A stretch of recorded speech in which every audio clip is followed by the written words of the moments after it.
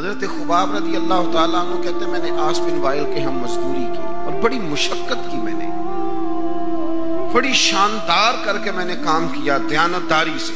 وہ کافر تھا، میں مسلمان تھا۔ آپ فرماتے میرے دل میں شوق تھا کہ پیسے ملیں گے تو یہ میں خرچ کروں گا اور فلاں فلاں فلاں فلاں جگہ میں نے پیسے لگانے۔ بچوں کو بھی بتایا ہوتا ہے آدمی نے کہ پیسے آتے ہیں تو تمہیں فلاں فلاں چیز بھی لے کر کے دوں گا۔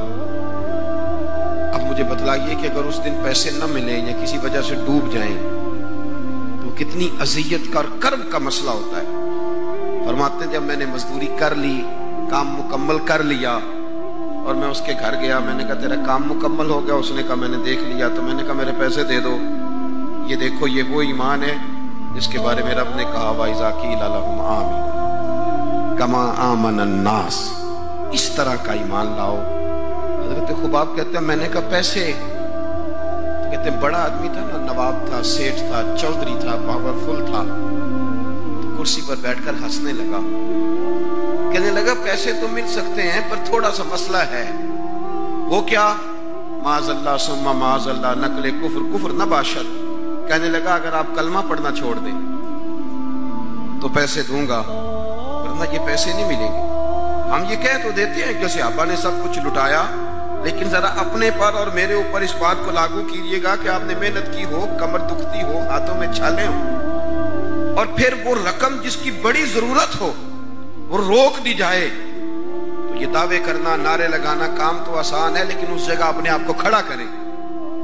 وہ رقم تو تب ملے گی، تم تو کلمہ پڑھتے ہو، تمہیں کیسے دے دیں؟ یعنی ان کی مزدوریاں دبا لی جاتی، ان کی تنخواہیں چھپا لی جاتی۔ کہنے لگا وہ تب دوں گا۔ آپ یقین کریں بڑے خوبصورت جملے ہیں۔ حضرت خباب رضی اللہ تعالیٰ عنہ فرمانے لگے اس نے بڑے اعتماد سے بات کی کہ نہیں دوں گا۔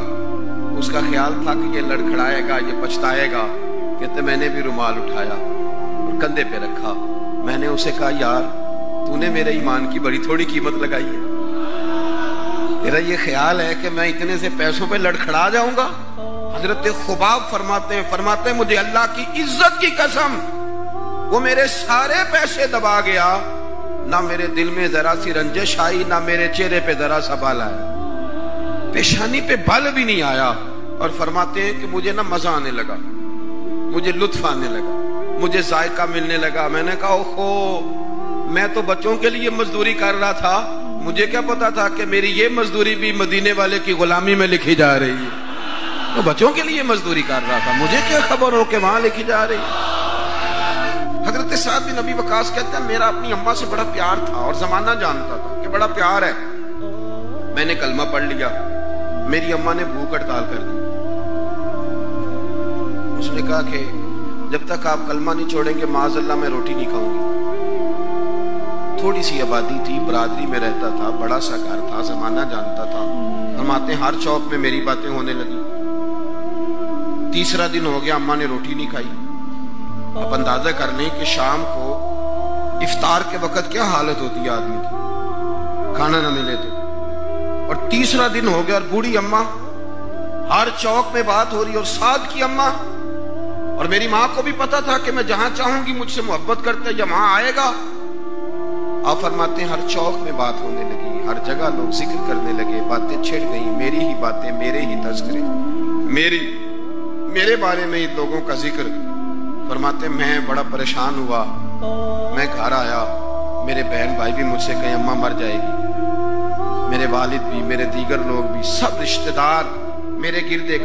میں نے کہا کہ ہم باتیں کر دیتے ہیں، آپ سن لیتے ہیں، کبھی اپنے آپ کو اس جگہ کھڑا کریں کہ جب ہر آدمی اس سٹیج پہ پہنچ جائے کہ میں بھئی تو خرابی کر رہا ہے اور اتنے سارے لوگ جاننے والے گھیرا کریں گے تو آدمی کیسے بچائے گا اپنے آپ۔ حضرت سعد بن ابی وقاص کہتے ہیں کہ میرے گرد شدید گھیرا تنگ ہو گیا، اور مکے کا دور ہے، حالات اتنے خطرناک ہیں کہ سنبھالے نہیں سنبھلتے۔